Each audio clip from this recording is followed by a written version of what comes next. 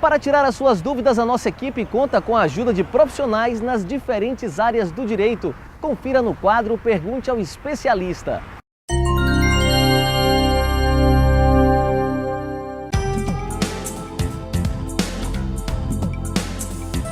O dano ecológico é qualquer tipo de influência negativa ao meio ambiente, no ar, na terra,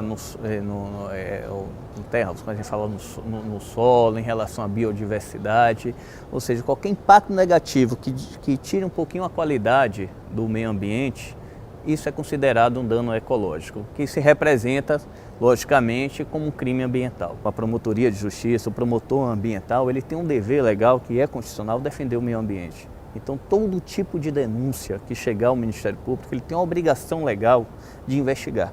E uma vez ele investigando, constatando que houve um crime ambiental ou que houve um dano ambiental, cabe a ele chamar aquela pessoa que provocou o dano ambiental para deixar de fazer aquele ato que seja degradador ao meio ambiente, repor o meio ambiente, fazer a restauração do meio ambiente como era ou até compensar o dano que ele causou.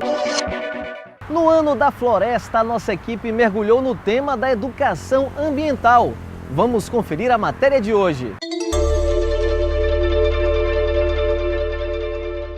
O assunto na pauta do dia é o planeta, sustentabilidade, preservação, mudanças climáticas. A poluição atmosférica é um grande problema de saúde pública.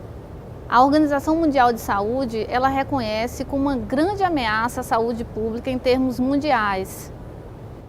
A gente tem, aqui no Brasil existem estudos em São Paulo mostrando que a poluição atmosférica ela tem um índice de mortalidade de cerca de 4 mil pessoas ao ano. Isso é um problema que deve ser enfrentado pelo poder público com programas, com políticas públicas para a mitigação desses riscos. Eu diria que são muitas as ações que podem surgir deste momento novo, desse momento que eu diria que é um momento histórico de começar a monitorar a qualidade do ar.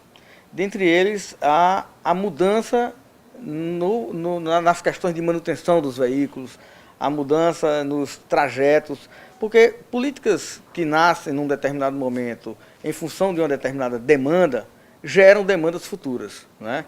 Então, de posse desses dados, dos dados ligados à qualidade do ar em determinadas áreas da cidade, é que a Secretaria de Meio Ambiente poderá sugerir alterações em mudanças de rota de ônibus, sugerir alterações no controle interno das empresas que têm veículos que queimam óleo diesel, que hoje é o grande vilão, né? Inclusive, esse nosso trabalho vai se iniciar fortemente nos veículos que queimam óleo diesel, porque o óleo diesel hoje é o que mais produz derivados de enxofre e outros metais pesados. Os problemas causados pelo aquecimento obrigaram o mundo a refletir.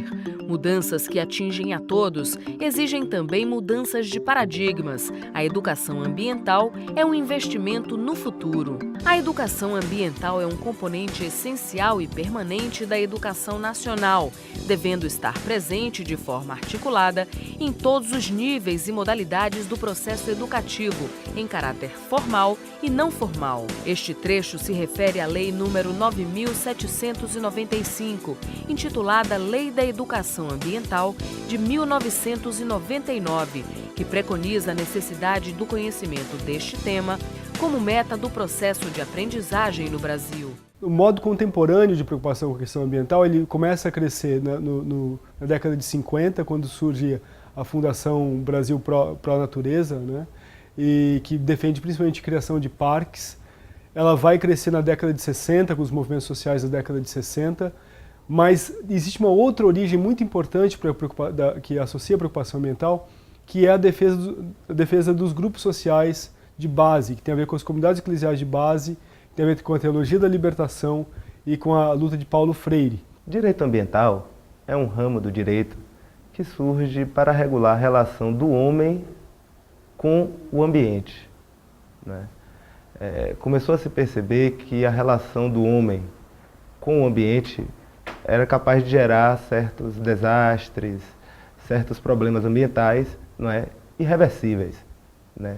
Isso por volta de meados do século XX, chegamos a essa constatação a partir de alguns desastres, alguns vazamentos, não é? A própria bomba de Hiroshima, né, e seus reflexos, não é? Mostraram que é necessário que exista uma regulação jurídica da relação do homem com o ambiente. Despertar em todos a consciência de que o ser humano é parte do meio ambiente e, a partir desta nova relação, criar mecanismos de troca para apoiar relações mais sustentáveis. Esta é a perspectiva da educação ambiental. A gente trabalha com educação ambiental no âmbito dos colegiados ambientais, que são os comitês de bacia, os conselhos de UC, e a gente tem uma busca também pela ambientalização, né, da discussão nos colegiados territoriais. O que a gente, além disso, a gente desenvolve materiais de apoio para os educadores ambientais do Estado, mapeia materiais já produzidos para ampliar a disponibilização desses materiais, e a gente busca mapear as experiências sociais de sustentabilidade que já existem na Bahia, porque a gente entende que já há no nosso Estado diversas experiências de alto valor para a sustentabilidade. Ambientes de pesquisa e disponibilização de informação para a sociedade são focos para ações onde o conhecimento gerado sobre o ambiente ajuda a sua preservação e utilização sustentável dos seus recursos. Essa proposta de trabalhar com a preservação da fauna que nos prepara para atender um público de 40 mil pessoas hoje. Esse público vem ao Zoo com uma proposta de passear, visitar, ver alguns animais, mas principalmente criar um vínculo com esses animais. Aprender a conhecer sobre esses animais, porque ele possa levar para casa qual é o conceito de preservação, de conservação. Então o parque atua hoje dentro da sua estrutura física aqui, com 5 programas de educação ambiental, né? O Doutor Zoo, Cine Zoo, Zoo a Escola no Zoo e o Zoo Terapia. São programas que já são bem consolidados junto ao público aqui de Salvador e da Bahia. Atendemos uma média de 500 escolas por ano, né? É um número de muita responsabilidade para o Zoológico de Salvador, porque não pode ser passada para esse pessoal uma informação vaga, e sim uma informação bem concreta do que se faz aqui, né? Não só pelo foco, que é a conservação da fauna, mas por se tratar também de um equipamento público, que precisa mostrar resultados concretos. Apesar de tantos esforços na educação ambiental, o caminho para a preservação ainda é longo.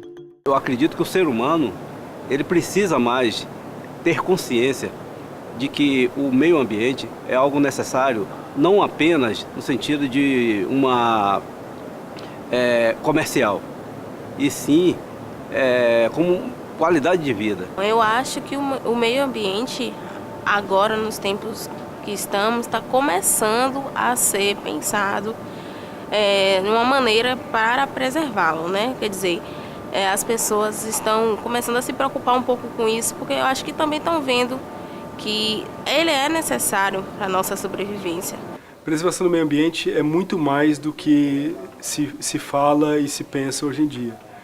Os índios e muitos povos não tinham um conceito separado de meio ambiente como se fosse uma coisa, né, separada da vida, separada da cultura.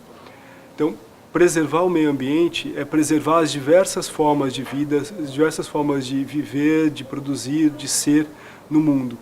Não tem preservação do meio ambiente sem preservação da biodiversidade e da sociodiversidade, porque uma depende da outra.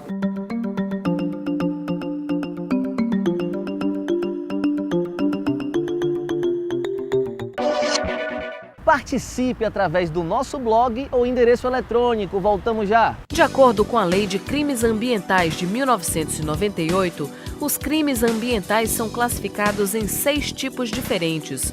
Os crimes contra a fauna e flora são assim definidos: crimes contra a fauna, agressões cometidas contra animais, experiências dolorosas ou cruéis quando existe outro meio, manter em cativeiro ou depósito espécimes sem autorização ambiental, modificação, danificação ou destruição do criadouro natural, introdução de espécime estrangeira no Brasil sem a devida autorização e perecimento de espécimes devido à poluição.